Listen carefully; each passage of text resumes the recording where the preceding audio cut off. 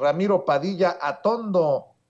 Mi querido Ramiro, discúlpame por tenerte esperando tanto tiempo, pero cómo ha estado movido el programa desde el inicio. Te mando un abrazo, Ramiro, ¿cómo estás?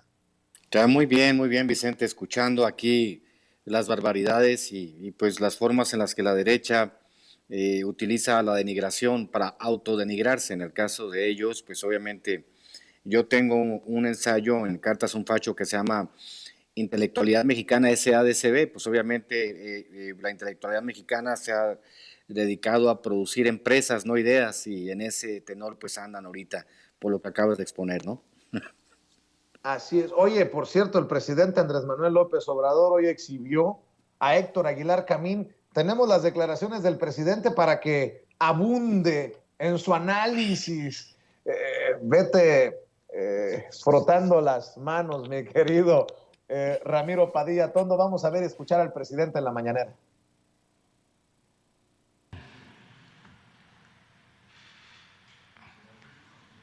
Sí, justificando el bloqueo.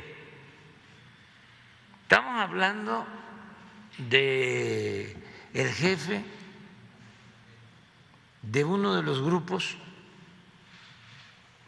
de la intelectualidad mexicana. Aguilar fue pues un buen estudiante, hizo su tesis de doctorado en Sonora. Bueno, en el Colegio de México, pero sobre los revolucionarios de Sonora, Frontera Nómada. Muy buen libro. Dicen que cuando terminó su examen, don Daniel Cosío Villegas expresó algo así como: ha nacido un gran historiador.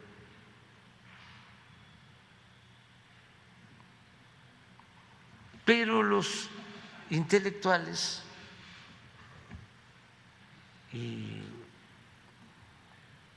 no resisten las tentaciones del poder,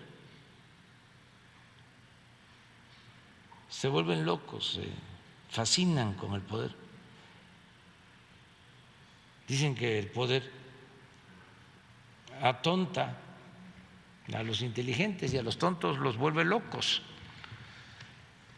Pues ahí te la dejo de tarea, mi querido Ramiro Padilla Tondo, con las declaraciones del presidente Andrés Manuel López Obrador. O tonto o loco, Aguilar Camín, o all of the above, todas las de arriba, mi querido Ramiro. Hay una circunstancia que yo planteaba también ahora mismo en el nuevo libro que hablo de la circulación de las ideas. Es muy importante entender cómo circulan las ideas y qué ofrece la clase intelectual de un país al país. Había hablado en algún otro programa del tema sobre todo de esta visión totalmente occidental que se tiene desde la intelectualidad mexicana y los intentos que se han hecho por tratar de comprender desde la visión de la náhuatl qué es lo que nos compone como mexicanos, que sería un tema que podríamos explorar en los próximos años.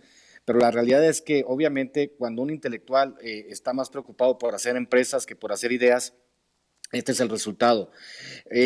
Yo de repente, lo hemos dicho en el programa, mi querido Vicente, el tema sobre todo de los abajo firmantes, que decía mi querido amigo el escritor Omar Delgado, que en México la intelectualidad no es una clase, sino una casta.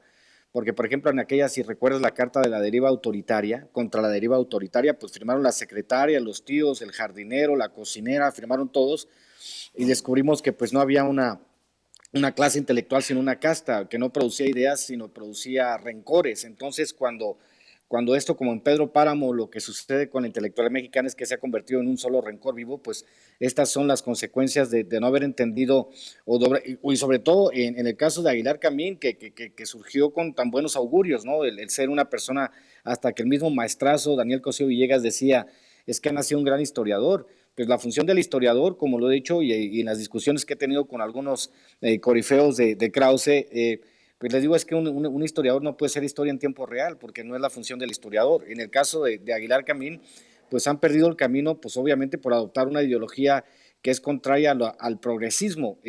Yo siempre me pregunto si hay alguien de la categoría, me dicen que González Casanova, por ejemplo, me decía la profe Rocío, hay personas, Enrique Dussel, Atilio Borón, personas progresistas en México que sí tienen una idea clara de lo que debería ser la intelectualidad.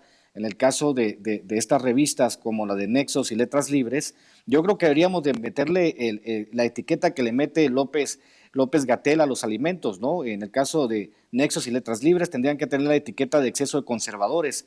Esas revistas, porque hay que recordar que más del 80% de las nuevas adquisiciones de libros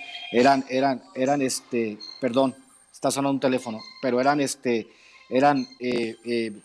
eran este tipo de revistas que obviamente que solo tienen el asunto de los conservadores. Entonces, obviamente, estamos ante la circunstancia donde no hay ya un estamento intelectual que tengan ya las clases intelectuales mexicanas. Se acabó, no supieron adaptarse a los nuevos tiempos y estos nuevos tiempos obviamente están haciendo sufrir a todos ellos.